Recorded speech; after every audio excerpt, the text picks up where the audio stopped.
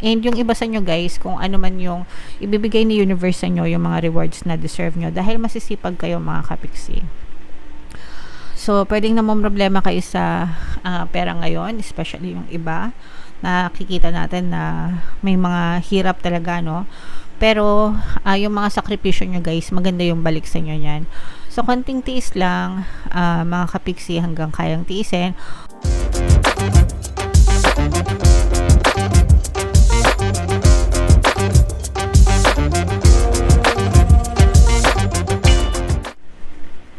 Hello guys, hello Sagittarius, hello mga kapiksi, welcome back to Pinay Pixie Tarot. Ang pamagat ng episode natin for tonight is Money Money Come to Me. Pera kapalaran guys, para ngayong January, para sa Sagittarius, Sun, Moon, Rising, Sign, and Venus. So, unahin natin tong deck na to guys, tingnan natin yung mga money manifesting technique para sa inyo. So, we have money mga kapiksi. Leave a banknote, either a real one or a photocopied one, in front of a mirror so you can see its reflection.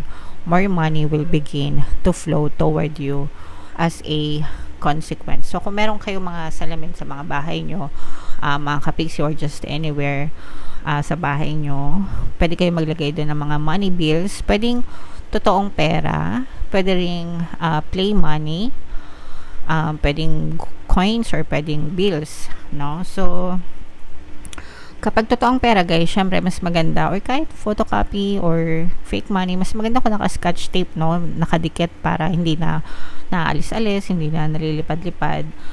And as a consequence mga kapiksi, dahil reflective yung mirror, nagre-reflect, dumodoble.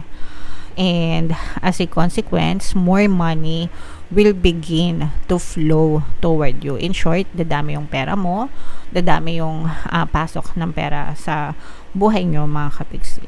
Okay? So, itry nyo to guys, and comment down below sa mga nakatry na. Libre lang naman to guys, wala namang mawawala sa inyo. Ididikit nyo lang naman yung pera, unless kupitin ng mga anak nyo, no?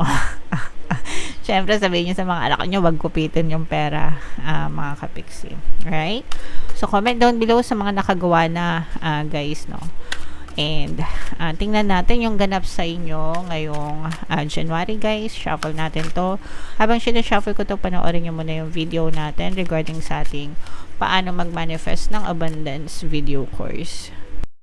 Kapiksi, sawa ka na ba sa mga struggles at hirap sa buhay mo? Masipag ka ba at masikap sa buhay ngunit hindi ka pa rin umaasenso? Ilang beses ka na bang nag-attempt mag-negosyo at mag-invest pero palagi ka pa rin nalulugi? Sa pagkakataon na ito ay maaaring may subconscious beliefs ka na nagiging balakid sa iyong pag-unlad at pagyaman. Introducing, paano mag-manifest ng abundance video course. Dito ay matututunan mo ma-overcome ang mga balakid mo para tuluyan ka ng umunlad, umasenso, sumagana, maging matagumpay, successful at maswerte sa iyong kabuhayan, pera, trabaho, negosyo sa labi at kaperahan ng bonggang-bongga. Dali, mag-send na ng email sa pinaypixitaro@gmail.com at simulan na ang iyong pagyaman ngayon. Alright, so sa lahat ng gusto mag-avail ng course guys, yung promo natin para ngayong December, una magbibigay tayo ng 15% discount. Pangalawa, magbibigay din tayo ng free 3-in-1 pampaswerte subliminal mga kapiksi. So pampaswerte sa buhay, sa pera at saka sa love life. Sobrang ganda mga kapiksi. And meron din tayong bagong course, paano mawala ang third party at magkaroon ng harmonious na relationship para mawala yung mga kabit ng mga jowa nyo. 20% discount naman yan until December 31. Kaya mag-avail na kayo mga kapiksi.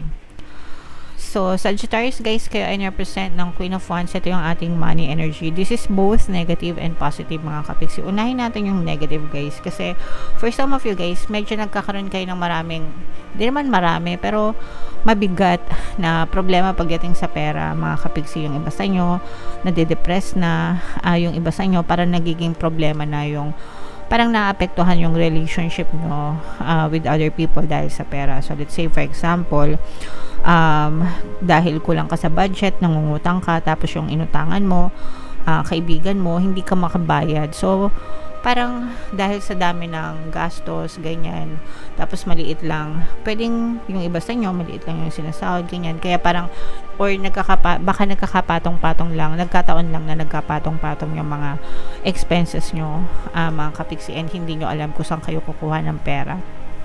Tapos, yung mga inuutangan nyo. Let's say for example, pwedeng hindi ka makabayad sa mga inuutangan mo, o kaya naman ayaw kang pahiramin ng pera. So parang nadadagdag siya sa stress mo, no? Na parang nagtatampo ka, akala ko ba kaibigan ko, kapatid ko, kamag-anak ko, bakit ayaw akong tulungan? Yung mga ganun. So medyo a little bit na-stress kayo, Sagittarius, kasi bukod sa mga expenses nyo, parang nagiging emo din kayo at the same time. So parang halo-halo na ito, mixed emotions na yung iba sa inyo parang umaabot na sa point na nadidepress kayo kasi parang hindi nyo na alam yung gagawin nyo, mga kapiksi. So una, syempre okay lang yan guys, lahat naman ng tao siguro, no, pera na lang talagang pinanganak ka ng mayaman. Karamihan, if not all, talagang nagdadanas ng mga problema pagdating sa usaping financial, mga kapiksi. So, lilipas din yan guys, this too shall pass, ika nga, yun, sabihin nyo lang yan sa sarili nyo, this too shall pass, lilipas din ito, magkakapera din ako, di ba? And matatapos din itong mga obligasyon ko. And wag sumama ang loob nyo, no? Wag sasama ang loob nyo pag hindi kayo napahiram or hindi kayo nabibigyan. So isipin nyo na lang na may kanya-kanya din tayong responsibility. So baka yung mga hinihiraman mo, baka sapat lang din yung budget nila and wala silang extra pampahiram sa inyo. So wag kayong magtatampo guys sa kanila. And instead, mag-focus kayo on yourself, on how to, have more money. Marami namang pamamaraan guys para dumami yung pera, 'di ba? Pwede kang mag-extra work, part-time or sideline na pwede kang kumita. So kahit ano, mga kapiksi. Merong mag-iimbita sa inyo guys. Parang merong mag-iimbita sa inyo na magbibigay ng additional offer. So, it can be too good to be true para sa inyo. Pero yung iba sa inyo guys, parang nadadala na kayo. Kasi yung iba sa inyo, parang let's say, offeran ka ng trabaho, pero yung pala hindi trabaho, networking pala, benta-benta pala, mga ganon. So, parang na-frustrate yung iba sa inyo. Kaya ayaw nyo nang sumali sa mga ganon. Wala namang masama sa networking guys, yung mga multi-level marketing. Actually maganda naman yung business model nila, pero depende of course sa produkto na binibenta, 'di ba? Kung ayaw niyo ng product, hindi siya marketable, edi wag. 'Di ba? Mamili din kayo ng mga produkto na gusto niyo ibenta, mga kapiksi. Pero yun nga, hindi naman lahat is magaling sa sales, hindi naman lahat magaling sa pagbebenta. And kung gusto niyo magnegosyo, pwede rin naman kayo magnegosyo on your own without kahit hindi kayo sumali sa mga network marketing na ganun, di ba? Yung iba kasi parang medyo nadadala na sa mga ganun, no? Siguro nakailang network marketing na kayo, pero hindi naman kayo umaangat talaga or kumikita.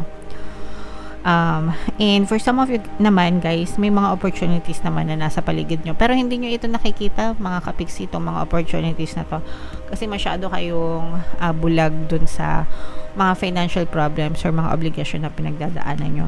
Pero pag mag-iba kayo ng perspective guys, lumingon-lingon kayo ng konti sa kaliwa at sa kanan nyo, may kita nyo guys, may mga opportunity na nakaabang sa nyo, hindi nyo lang napapansin. Okay? So, what else, mga kapiksi? Merong nagpapahirap sa inyo, sa iba, no?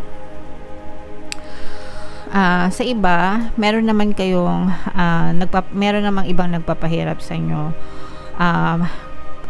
Parang yung iba, let's say for example, nag-abroad kayo, pangarap nyo mag-abroad, natupad yung pangarap nyo, pero yung amo nyo naman, salbahe, no? Yung mga ganun. Mga ganung klaseng scenario, kasi yung iba sa inyo, ang taas ng expectation nyo, mga kapiksi, lalo na doon sa mga OFW natin na kapiksi na nag-abroad para kumita ng malaking pera. Pero pagdating doon, parang hindi kagandahan yung kanilang experience versus dun sa kanilang expectation. Kasi yung iba, nabibiktima ng mga pambubullying ng mga boss, no? Na pagmamalupitan. And yung iba naman sa inyo, walang option kasi nakatali kayo sa kontrata, 'di ba? Usually ganun pag may employer kayo. kung ilang years yung contract nyo, kailangan yung tapusin mga kapiksi. So, tiis-tiis muna guys. Ang pwede nyong gawin is maghanap kayo ng extra income na yung iba kasi guys, parang feeling ko hinuhold yung sahod nyo. Comment down below if naka-resonate kayo. Parang hindi binibigay agad sa inyo yung sahod nyo mga kapiksi, o kaya naman pwedeng nagbibigay nga pero kulang naman, yung mga ganun. Yung iba naman sa inyo guys, parang gusto nyo mag-resign sa trabaho kasi ayaw nyo ng mga kasama, pero yun yung dream job nyo. Nagets nyo ba? May mga ganun kasing iba na nag-apply ka sa magandang company. Let's say for example, Google, yeah. Dahil tayo na sa YouTube, no? Kunwari, Google. Gustong-gusto mo yung trabaho, gustong-gusto mo yung company, pero pagdating naman dun sa workplace nyo, di ba? Hindi masyadong kagandahan yung mga kasama mo. So, again, no, wag yung personalin, yung mga katrabaho nyo, mga kabigsi, or even your boss. Nandun kayo para magtrabaho, no? Hindi para makipag friends sa mga katrabaho nyo. So, ang goal nyo doon is kumita ng pera, may maiuwi, no, na pagkain sa inyong mga pamilya, para focus lang palagi sa work, and wag yung pag-isipan ng hindi maganda din yung mga katrabaho nyo. And yung iba sa nyo guys, kung ano man yung ibibigay ni universe sa nyo, yung mga rewards na deserve nyo, dahil masisipag kayo mga kapiksi. So, pwedeng namang problema kayo sa pera ngayon, especially yung iba, nakikita natin na may mga hirap talaga, no? Pero, yung mga sakripisyo nyo guys, maganda yung balik sa inyo yan. So, konting tiis lang, mga kapiksi, hanggang kayang tiisin. Otherwise, kung hindi nyo talaga kayang tiisin, mag-resign kayo, maghanap kayo ng trabaho. But then, kayo yung ano dyan, kayo yung magdi-decision dyan. Hindi porket sinabi ko mag-resign kayo, no?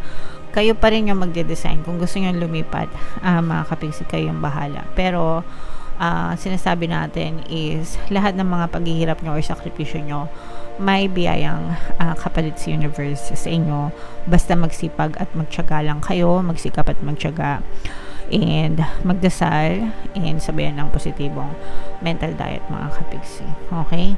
Parang ano to guys, no gain, no pain, no gain. Alright?